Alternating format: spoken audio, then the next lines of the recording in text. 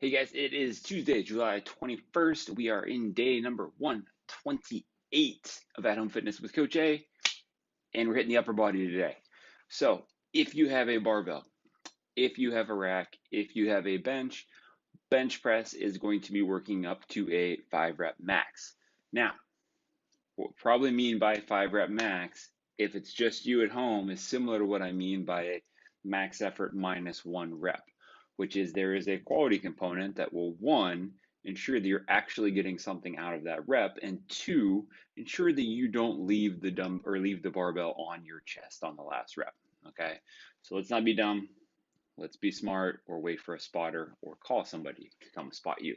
Preferably somebody you know that doesn't have COVID. If we don't have all of that stuff, stick around. I will demonstrate this in the video, but we are going to do some single arm bench press. Okay, 3 rounds, max-ish effort.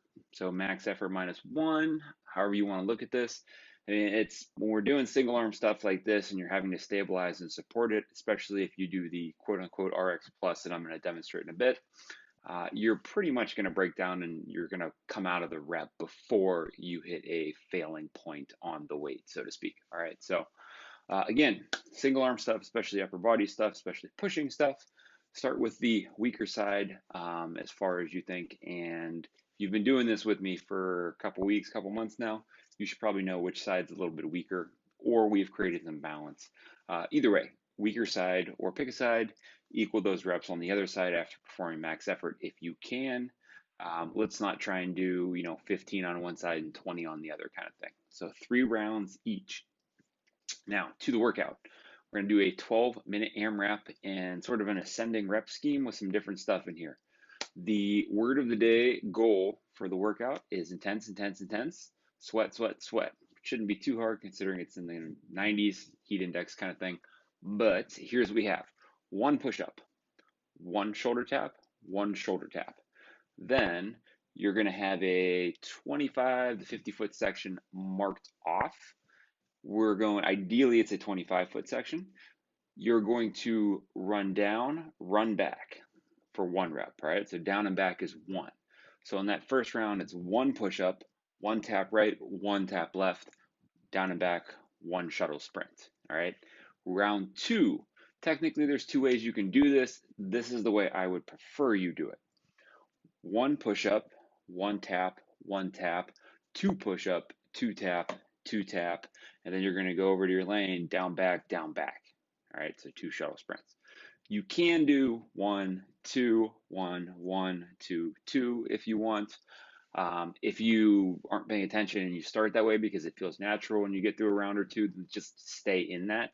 The only real reason that I want you to not do that way and do the way I first described is so that you're not creating an artificial breaking point where you can rest between the push-ups and the shoulder taps. I want you to try and keep going on that as much as you can. And if we make those 2 different movements or 2 different sets, so to speak, as you get further into this, that will become a resting point. All right, so 12-minute AMRAP, 1, 2, 3 push-ups, 1, 1, 2, 2, 3, 3 shoulder taps in that plank position right after the push-up, and down back for 1, 2, 3 25-foot shuttle sprints. So remember, 25 is the distance. The shuttle sprint 1 rep is down and back.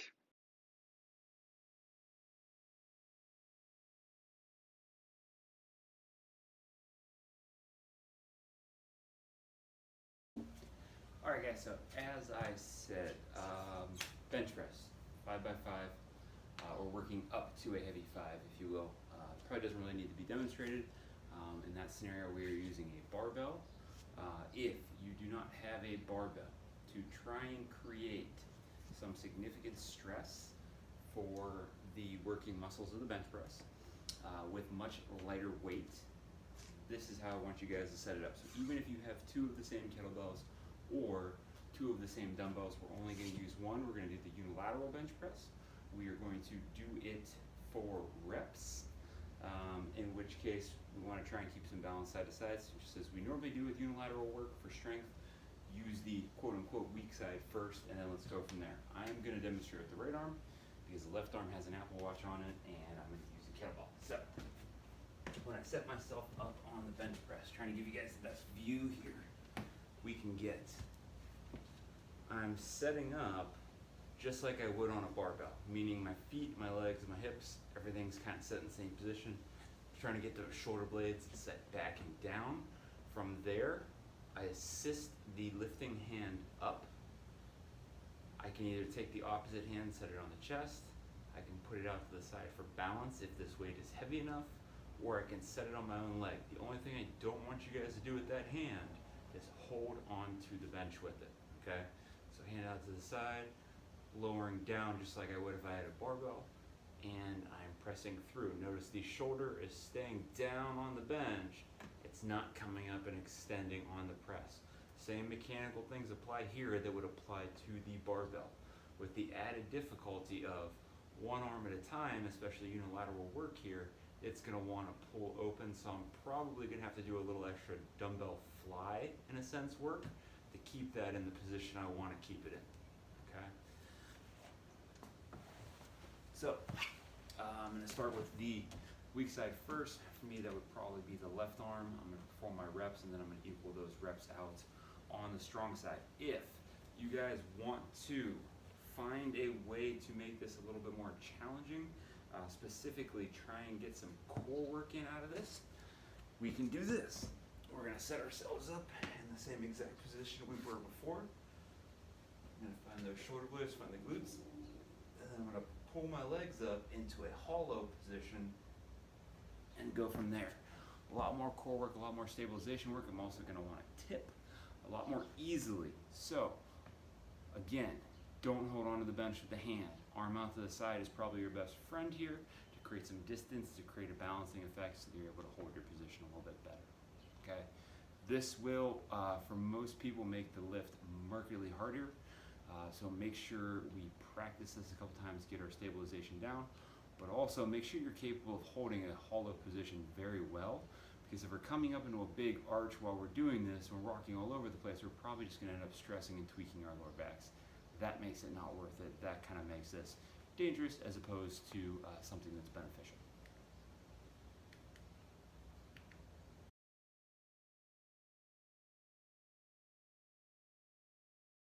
All right, guys, let's go through the workout. So remember, it's 1 push-up, 1 and 1, aka 2. Tap each side, 2 push-ups, tap, tap, tap, tap.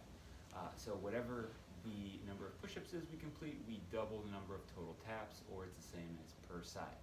So I already have my 25-foot distance marked out over here, which is gonna be a basically down and back distance.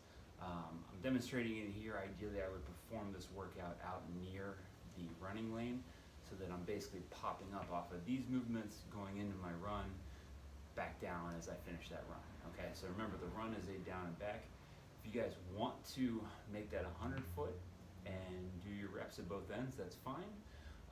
But at some point, you're not really gonna be getting the turnaround aspect of that. You're gonna be doing a straight run, so you're gonna be a little bit faster. The reps are gonna be much higher, okay?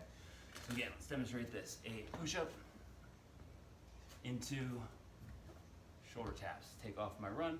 I come back in for round 2, and this is how we perform the sequence. Push, 1, 2, push, 1, 2, okay? So it's not push, push, 1, 2, 3, 4. I want you to try and stay in that sequence in that order, mostly to create an overall capacity heart rate driving up. You guys are doing a little bit more work, but it also incentivizes you to stay in the position and keep working, as opposed to doing the push-ups and then breaking and then doing the shoulder taps. All right, so 1, 1, 1, down, back.